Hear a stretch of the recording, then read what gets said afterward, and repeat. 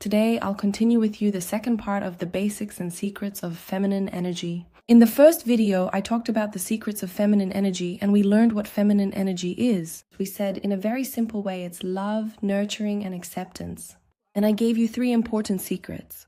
And today, I'll continue with you starting from the 4th secret of feminine energy. And this secret tells you that your appearance reflects your feminine energy. When I talk about appearance in general, I can also give you a piece of information that's a bit outside our topic. Appearance reflects the inner world. The more chaotic your inner world is, the more it affects your appearance and you become a chaotic person. And the opposite is true. The more organized your inner world is, the more you know how to handle your emotions, the better you know how to take care of your appearance. You know how to dress. You know how to present yourself in the best way. All right, let me go back to the topic of feminine energy. Your appearance also reflects your feminine energy. So here's the question. How do I know how to improve my appearance in a way that balances my feminine energy? If you want your appearance to affect your feminine energy, you always need to make sure you look presentable, even if you're at home. I'm not saying you have to wear a dress. I'm not saying you have to wear super fancy things either, or that you always have to have makeup on all the time, or have your hair done. I'm not talking about those things. I'm talking about a woman's natural appearance. For example, if you're at home and wearing home clothes, wear something so that if someone suddenly comes over, you don't have to run and change your clothes. You can sit in front of them. Wear this type of clothing. Of course, it's going to be, it's very normal clothing, something you wouldn't go out in. But if someone suddenly comes over, it's fine for you to sit in front of them in these clothes. Make sure to maintain this appearance. Make sure to take care of yourself. Make sure to stay tidy. As soon as you wake up, make sure to fix your appearance. Fix your hair. Arrange the clothes you're going to wear. For example, if you're wearing pajamas, either put them in the laundry basket or fold them and put them back in the closet. Always make sure your clothes are tidy. Always, always. Let me tell you, one of the biggest secrets of feminine energy is appearance. Today, when I see a girl who knows what to wear, who knows how to dress, there are girls who know how to dress in a way that makes them look really beautiful in their clothes, even if they're very simple. And there are girls who go and buy the most expensive types of clothes, buy a lot of pieces, but their appearance is messy. So that's why I can advise you, if you're one of the girls whose appearance is messy, when you go shopping, don't just buy any piece of clothing. Make sure to buy a piece that matches something you already have in your closet. For example, when you're about to buy a blouse, make sure you buy a blouse that matches a pair of pants you already have in your closet. Or for example, make sure to buy 2 pieces that go well together so you can wear them as a set. This way, when you buy clothes that match what you already have, or you buy pieces that go well with each other, you'll reduce the amount of clutter. Now I have the 5th secret of feminine energy, and it's one of the most surprising secrets. The biggest and greatest secret of feminine energy is modesty. If you see a woman or a girl who is always exposing herself, always revealing her body excessively, know that she has a high level of masculine energy.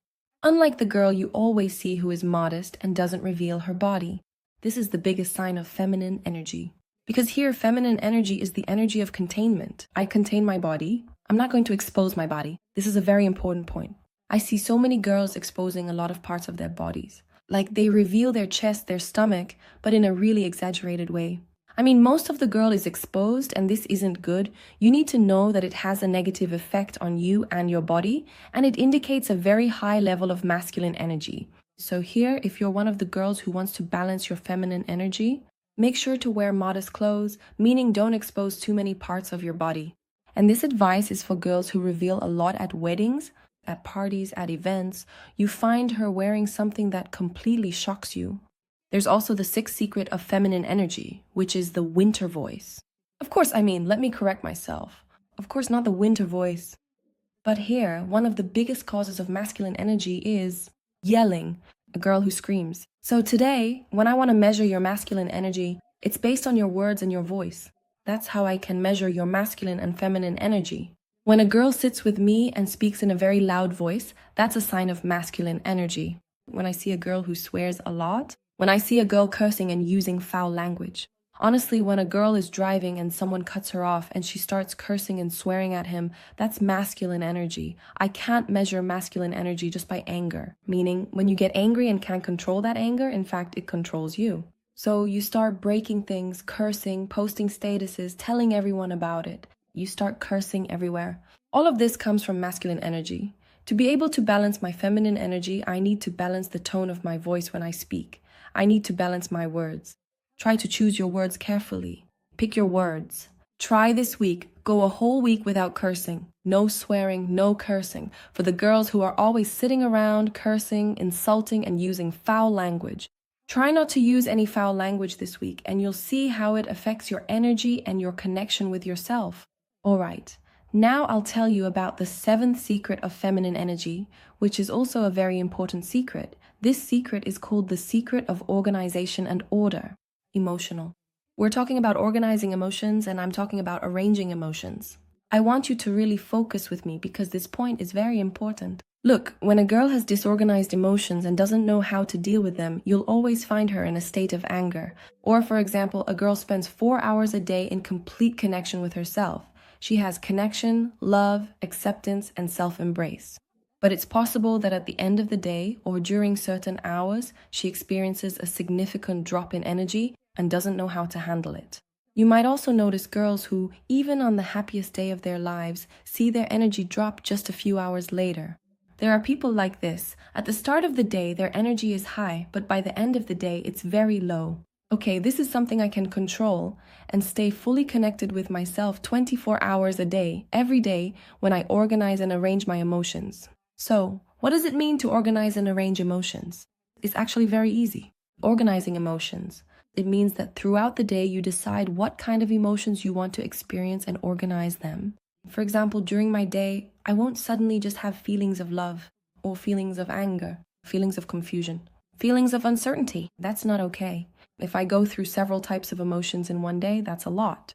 This is an indicator of poor mental health. Here, it's a sign of low psychological well-being. So here you need to know that one of the signs of good mental health is that throughout the day, I only experience one type of emotion. Feelings of love, feelings of contentment, feelings of acceptance, feelings of calm. But if during the day I experience 6 or 7 different types of emotions, then there's a really big problem. So in order to handle this, I need to take hold of these emotions, organize them, and reduce the number of emotions I go through in a day. I make sure to write down these emotions, open my notebook, and start organizing them. So from the moment I wake up, I open my notebook and say, I just woke up. Right now, I feel, for example, calmness or whatever type of emotion you're feeling, maybe tiredness. I woke up. I feel confused. I woke up. I feel upset.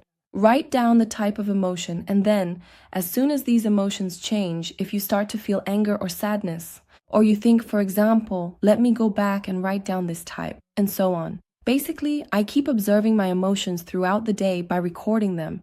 Then after a week of organizing and writing down my emotions, I start to arrange these emotions. How do I arrange them?